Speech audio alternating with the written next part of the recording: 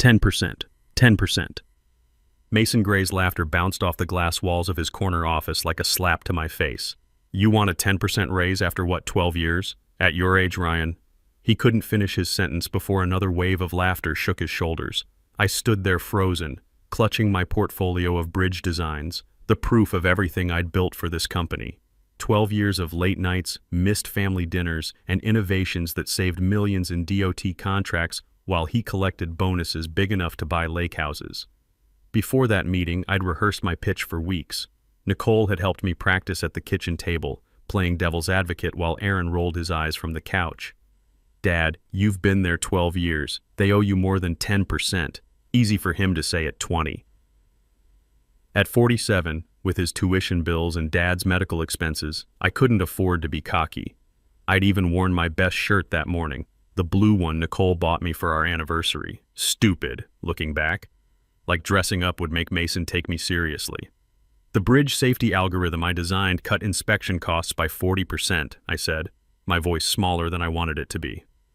The Springfield Overpass project alone saved us $3.2 million. Mason waved his hand like he was swatting a fly, still chuckling as he leaned back in his leather chair. Infrastructure is going digital, Ryan. We need fresh perspectives, younger minds. He stared at me with that practiced CEO smile that never reached his eyes. Maybe it's time to consider the retirement track. I felt something break inside me, not my pride, something deeper. The foundation of 12 years believing that hard work and loyalty eventually got recognized. That experience meant something. I understand, I said quietly, collecting my portfolio. The pages felt heavy in my hands. Listen.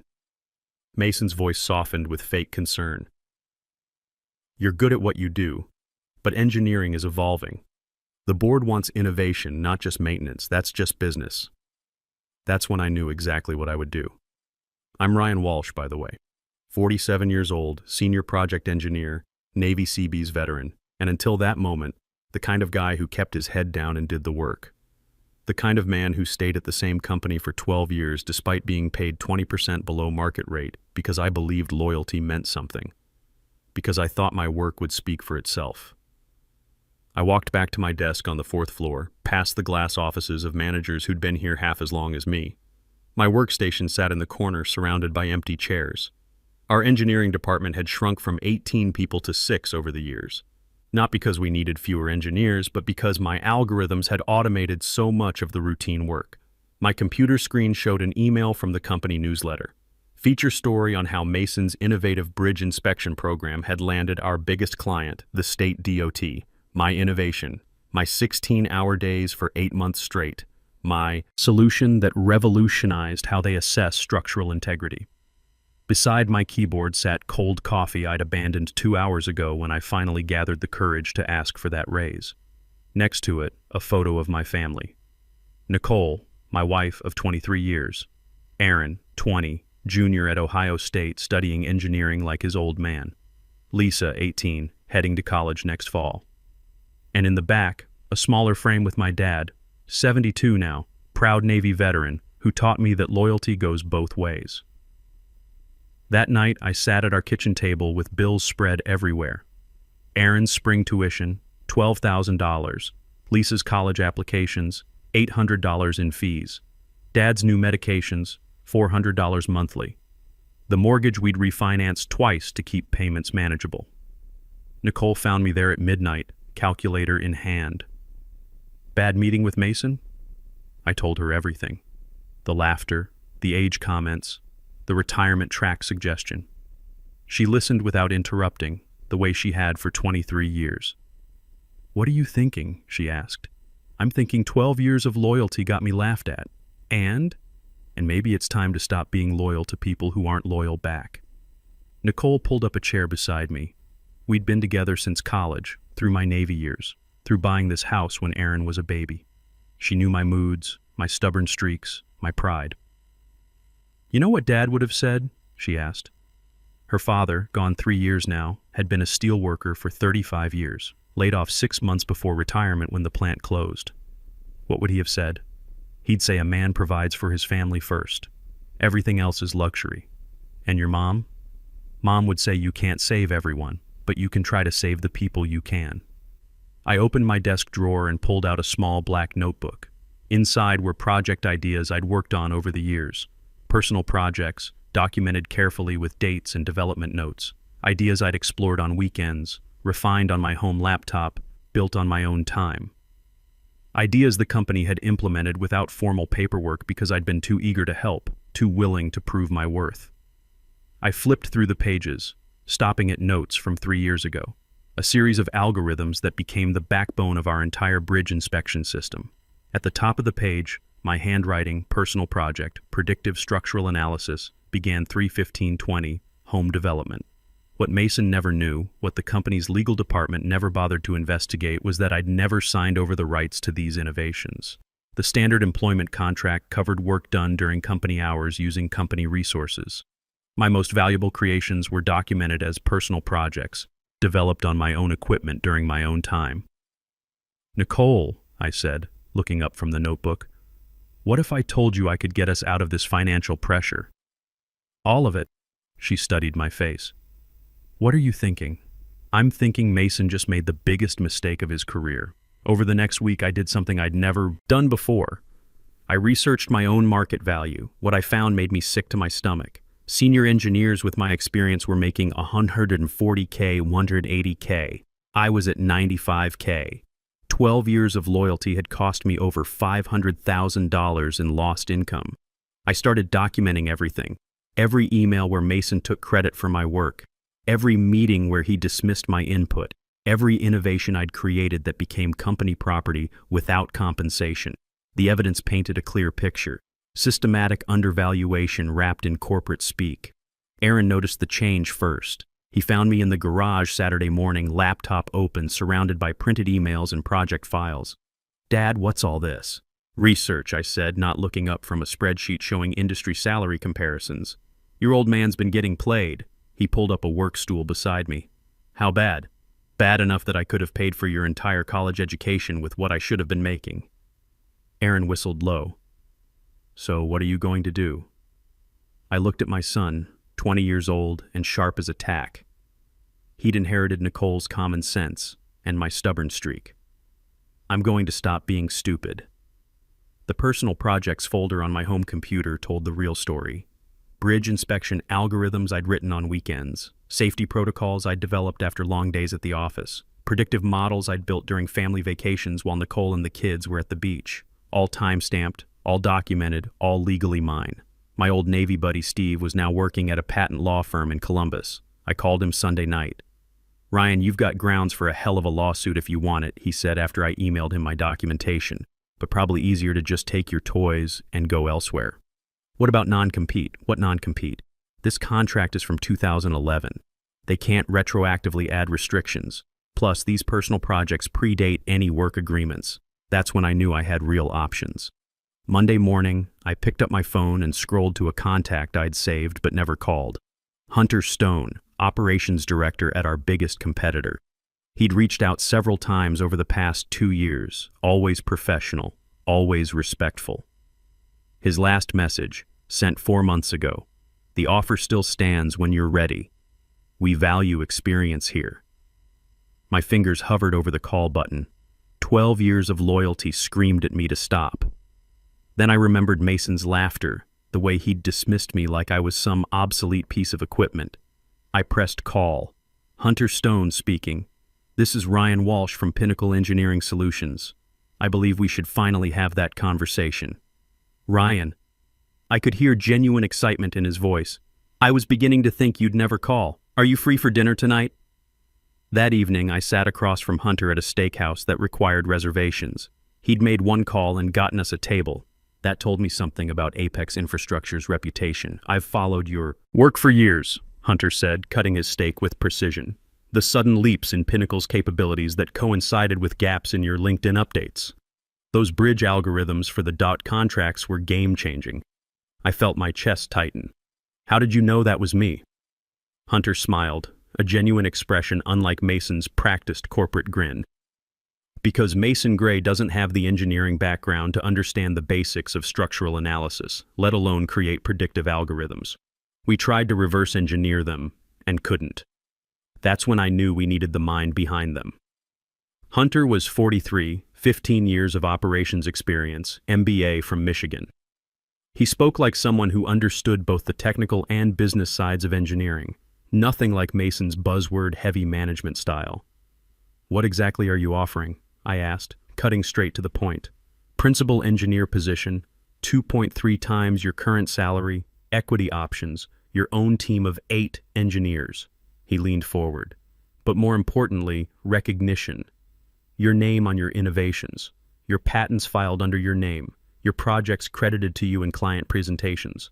I nearly choked on my water. "My name on patents? Ryan, you'd be a named inventor on every algorithm, every system design, every innovation you create. That's how real companies operate." The conversation lasted 3 hours. Hunter explained Apex's structure, their growth plans, their need for senior technical leadership. They had 4 major state contracts and were bidding on 2 federal infrastructure programs. They needed someone who understood both the engineering and the politics of large-scale projects. "There's one more thing," I said as we finished dessert. I pulled out my black notebook. "Certain theoretical systems I developed on my own time using my own resources." Hunter's eyes widened as he grasped the implications. Personal intellectual property that was never formally acquired? Pinnacle implemented them, but never completed any acquisition paperwork. "I have documentation proving development timeline, personal ownership, everything." Hunter studied my notebook for several minutes. "We have a proper IP acquisition process with fair compensation. Unlike some companies, we don't expect to own our employees' personal creative output without payment." He looked up at me. "Ryan, if you brought these systems to Apex, we could revolutionize state bridge inspection protocols within 6 months. And if Pinnacle tried to claim ownership, they'd have to prove they legally acquired them. Based on what you're showing me, that seems unlikely." I drove home through empty streets, mind racing. Nicole was asleep, but she'd left a note on my pillow. "Whatever you're planning, I trust you. We're a team." I sat in our bedroom, looking at my family photos. Aaron's graduation, Lisa's science fair victory, our 20th anniversary trip. Nicole had been right that night at the kitchen table. A man provides for his family first. Mason Gray had laughed at my request for fairness. Hunter Stone was offering justice. The choice was simple. I opened my laptop and began typing my resignation letter. 2 weeks later, I placed my resignation letter on Mason's desk. He barely looked up from his computer screen, probably reviewing some PowerPoint about digital transformation or synergistic solutions. 2 weeks' notice. He scanned the letter quickly, then his head snapped up. "Where are you going?" I considered lying, but decided the truth had more impact. Apex Infrastructure Solutions. That got his full attention. His face went pale. "Our competitor? That's unfortunate timing.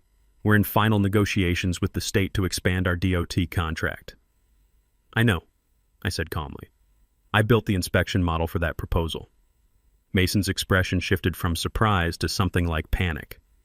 "We should discuss retention options. Perhaps that raise you mentioned. Maybe 15%, plus a promotion track. Apex is offering principal engineer at 2.3 times my current salary, plus equity and my own team." He laughed, but it sounded hollow now, desperate.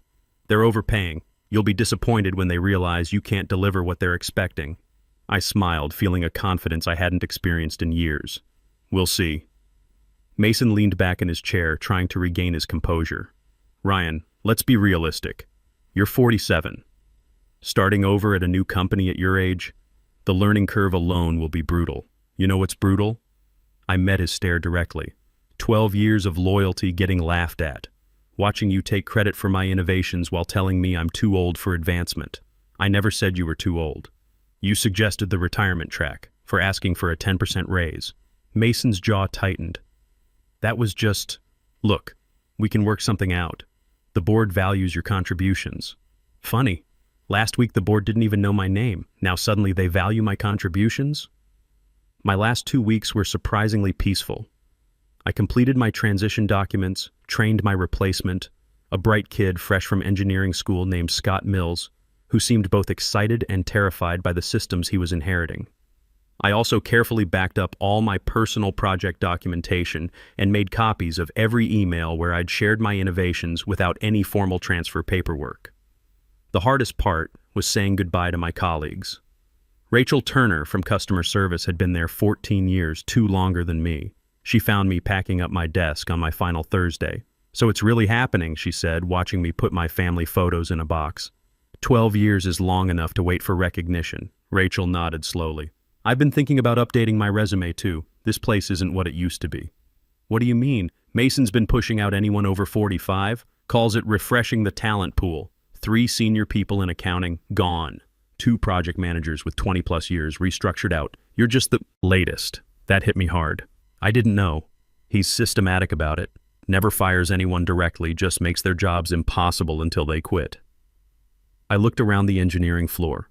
When I started, this place hummed with experienced voices, people who'd learned from mistakes, who understood that good engineering takes time.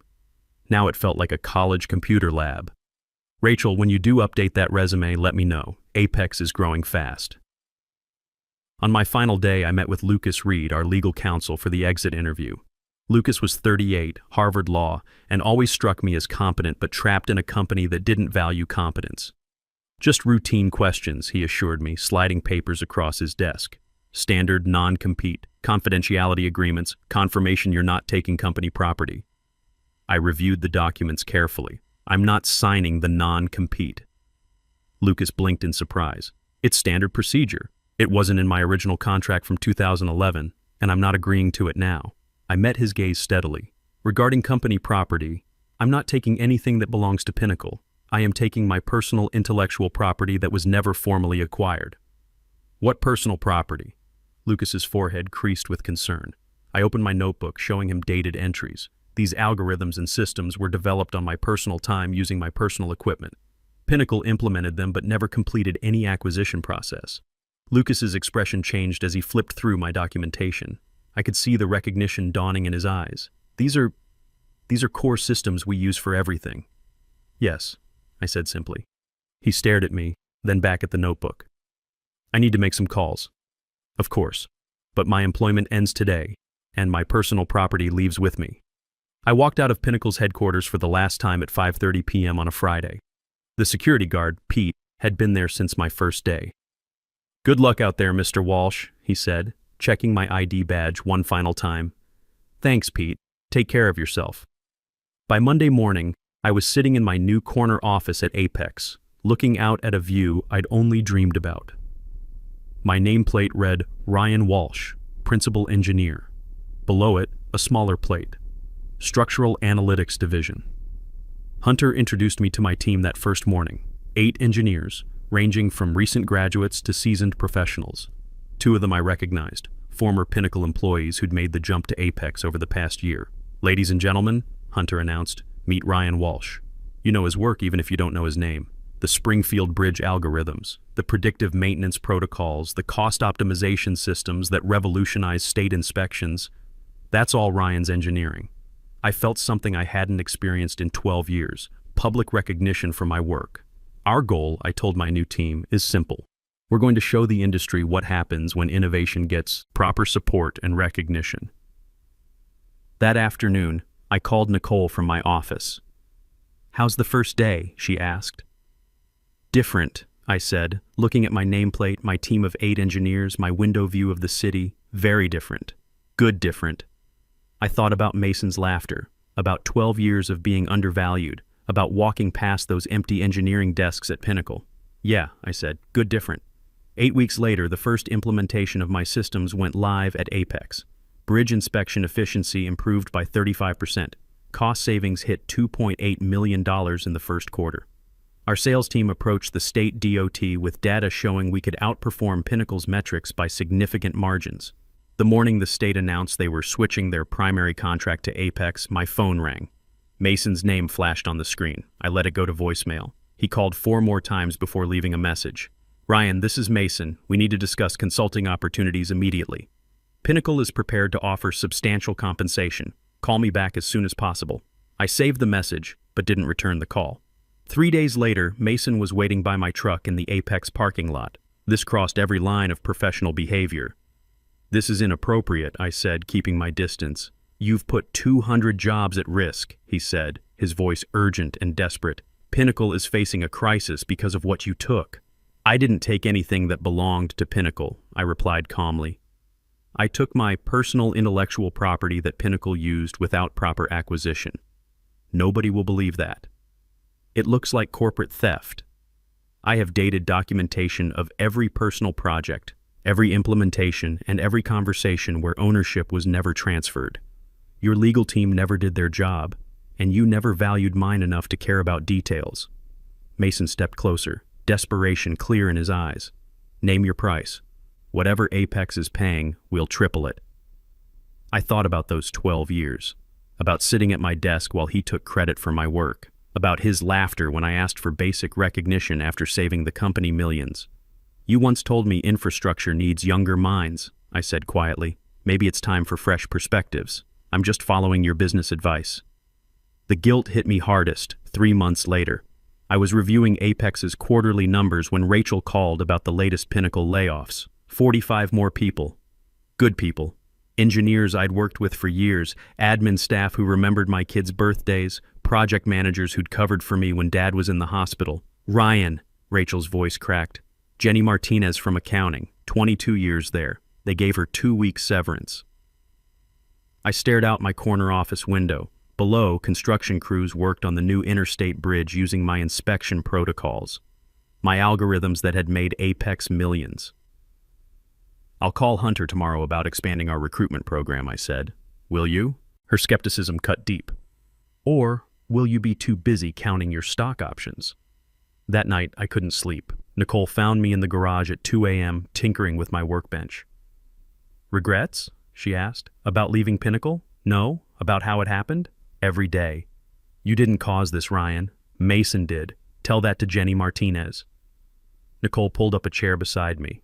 You know what Dad would say? I smiled despite myself. Her father, gone 3 years now, had been a steelworker for 35 years. What would he say? He'd say a man provides for his family first. Everything else is luxury. And your mom? Mom would say you can't save everyone, but you can try to save who you can. That's when I decided to expand our hiring program beyond just recruitment. Training programs, placement services, even small business loans for people wanting to start independent consulting firms. If I was going to carry this weight, I might as well make it count for something.